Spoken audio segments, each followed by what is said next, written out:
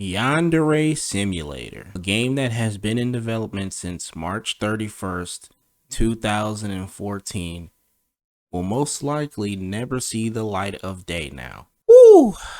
Well, I can tell you one thing, 2014 was a real long time ago, nearly a decade ago. I was in middle school at the time, and this game still is not out yet, and probably never will ever come out due to the recent, not even allegations, but recent actions of its one sole developer who's been developing the game all by himself for 9 years, Yandere Dev. Now, what is Yandere Simulator? Well, basically, they give you a small little rundown of everything.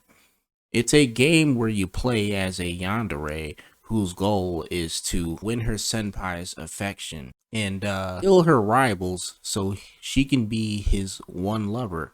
That is basically a small little just rundown, of what Yandere Simulator is basically about. But we're not here to discuss the game itself today, because the game itself will most likely never ever come out now. We're here to discuss Yandere Dev, who posted this recently. I'm sorry. Hi. You've probably heard some really concerning stuff over the last few days. You might have seen a video that has left you feeling worried, disappointed, and wondering what I have to say. There's a part of me that wants to say, no, you don't understand. The video was edited in an extremely dishonest and misleading way. Blah, blah, blah. But no, I'm not going to focus on that. There's a part of me that wants to do what I usually do and type out a massive essay where I over-explain absolutely every single detail about the entire situation, provide context to absolutely everything, go point by point down the list of every possible fact that could make the situation easier to understand. But no, I'm not going to do that. This isn't a blog post about how actually, you see, I didn't really do anything all that bad if you consider all the facts. I'm just going to take responsibility and own up to a really, really huge fucking mistake that I've made. A few months back, a fan of the game DM'd me and wanted to chat. I normally just turn fans away and tell them I'm busy, but in this case, the fan seemed really funny and interesting, so I agreed to talk.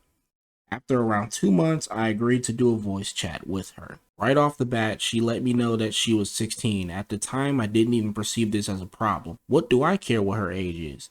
She's just a funny fan of the game who wants to talk to me. This is no big deal. I rationalized to myself that it was fine. This was massive mistake number 1. More to follow. We talked for a while, and eventually I started to feel really comfortable speaking to her. I started talking to her the same way I would speak to any of my other friends, like she was one of the guys. I made the same type of vulgar jokes that I make when voice chatting with my other friends. This was an absolutely unacceptable mistake. No grown-up should ever use adult language or make adult jokes in the presence of a minor. Just because I felt really comfortable speaking to her, that doesn't make it okay. That's no excuse in the slightest. Occasionally, she would say something flirty towards me. Most of the time, I would shut that down immediately and refuse to reciprocate. However, there were times when I didn't shut it down and let her talk to me that way without stopping. Obviously, it goes without saying that this was absolutely not fucking okay. This was the point in time when I should have instantly disengaged and ended all contact with her. In any interaction between an adult and a minor, it is the adult's responsibility to put an immediate stop to any inappropriate behavior. There's absolutely no excuse for tolerating this as if it was okay. Didn't want to be a buzzkill, or didn't want to ruin the vibes, or we were just having a light-hearted, jokey conversation, didn't really feel like anything wrong was happening, are not acceptable excuses in the slightest. At some point, she started recording our conversations so that she could share my jokes with her friends. However, one of her friends interpreted my remarks as showing sexual interest in her. They convinced her that I was trying to groom her and that she should release all of her recordings to expose me. Friend pressured her into providing the recordings to a drama YouTuber who began producing a video about the situation. A preview of the video revealed that the intention of the video would be to characterize me as a predator/groomer by presenting clips of the conversation that sounded sexual. Obviously, it doesn't matter how the recordings were made public because the entire situation never should have been allowed to happen in the first place. I am just explaining why such a video even exists. Watching the recordings of the way I interacted with her has been mortifying for me. I kept thinking, I actually did that, and you goddamn idiot, whenever I'm reminded of something inappropriate that I said in conversation with her. I'm not going to spend a million years elaborating this point, but I want you to know that I've been kicking myself nonstop since this situation happened. I feel disgust and disappointment in myself on a level that I've never before felt in my entire life. It was foolish. Extremely damn foolish for me to think to myself that it was possible to rationalize an adult becoming friends with the minor, because no matter what the adult's intentions are in the beginning, there are so many potential things that can go wrong involving an adult and a minor alone together. Not to mention the inherent power balance, etc. I could write out every single reason why an adult and a minor can't have a meaningful friendship, but then this blog post will be twice as long. It's ironic I've always tried so hard to disprove the hateful remarks that people make about me by doing the opposite of what they expect of me. For example, if people say I'm lazy, I respond by working more hours than usual. If people say I'm greedy, I respond by turning down opportunities to make money. If people say I'm interested in minors, I respond by adding rules to my Discord server to actively discourage minors from participating. At every turn, I try my absolute best to disprove every ignorant and hateful false accusation that people make about me. And now look what I've gone and done. Instead of doing everything in my power to disprove the allegations that I'm attracted to kids, I made some remarks that sound really, really fucking questionable. I'm not even going to say it only sounds bad because it's out of context.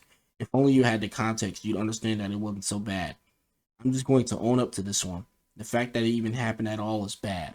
Regardless of the context, there is no excuse. It's not right, fuck up, pure and simple. So we don't even need to read any more of this because it goes on for a bit longer, but you pretty much get the gist of the situation.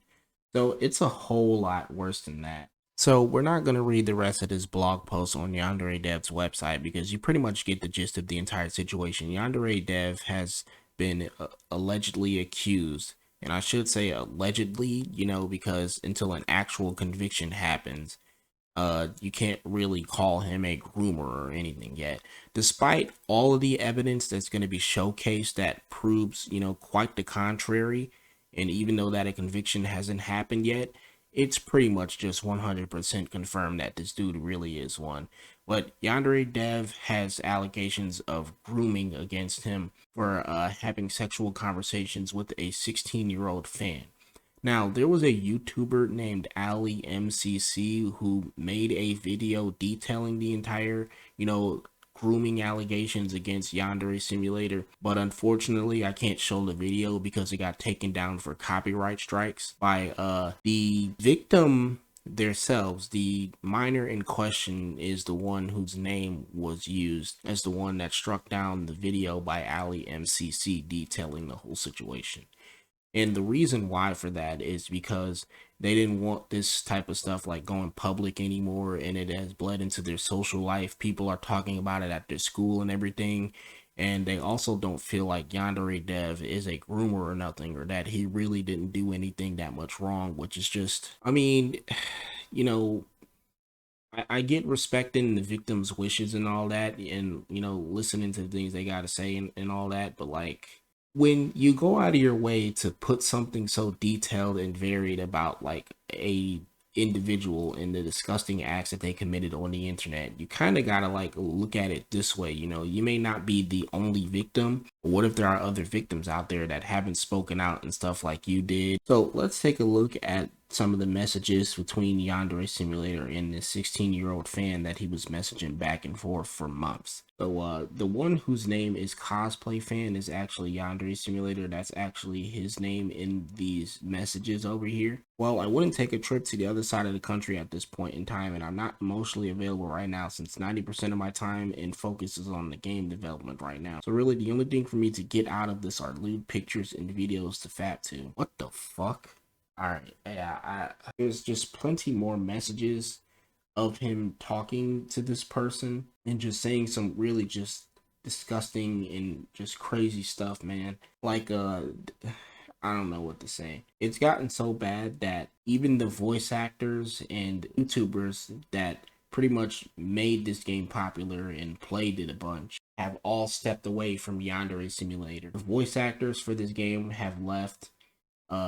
creators that used to always play Yandere Simulator and promote it and stuff like that have just completely given up on the game. They said that they will not be making further content towards it. Like YouTubers like Cub Scouts, I don't know if you know who that is, but he's pretty famous, for playing Yandere Simulator. Like he was one of the top Yandere Simulator content creators on YouTube. So it seems like Yandere Dev and Yandere Simulator as a whole is pretty much finished because, you know, first of all, this game was pretty much kind of like a scam. This dude would always like take money from his fans and everything and then just sit over here and just develop this game for so many darn years, and it's not even out of like its demo phase or nothing like that. There is still a bunch of features missing from the game. The core gameplay was never really even there. But now that these allegations, or not exactly really allegations, but we just have to wait for a conviction to happen, so we have to say that. But now that all of this stuff has come out about Yandere Dev, and people who worked on the game, the voice actors, the creators who would play and promote this game and stuff like that, have all just left, and Yandere Dev is pretty much just truly a one-man team now. But yeah, Yandere Simulator will possibly never see the light of day. And it's crazy because this game has been in development for over 9 years. Literally since I was in middle school, this game has still been in development. And it's wild to me to think that games like Cyberpunk 2077, No Man's Sky, Fallout 76, and a myriad of others have all came out already and were just complete disasters upon launch, but then turned themselves around and are now actually playable and great games to enjoy way before Yandere Simulator even got out of its development phase. It's just nuts to me. We literally got remakes of like Resident Evil 4, Dead Space, Resident Evil 2, and just a myriad of other games. Hell, we got a new fucking Metroid game before Yandere Simulator even came out. It's just nuts to me, man. But this whole situation is just not looking good at all for Yandere Dev, and he's pretty much a true one-man team now. No voice actors, no nothing, no creators that want to play and promote his game or anything. Anyway, with that being said, this situation is just honestly wild. But anyway, with that being said, I hope you all have a blessed day. I'll see you all in the next video. This is me, Mitsuni Nika, and I'm out.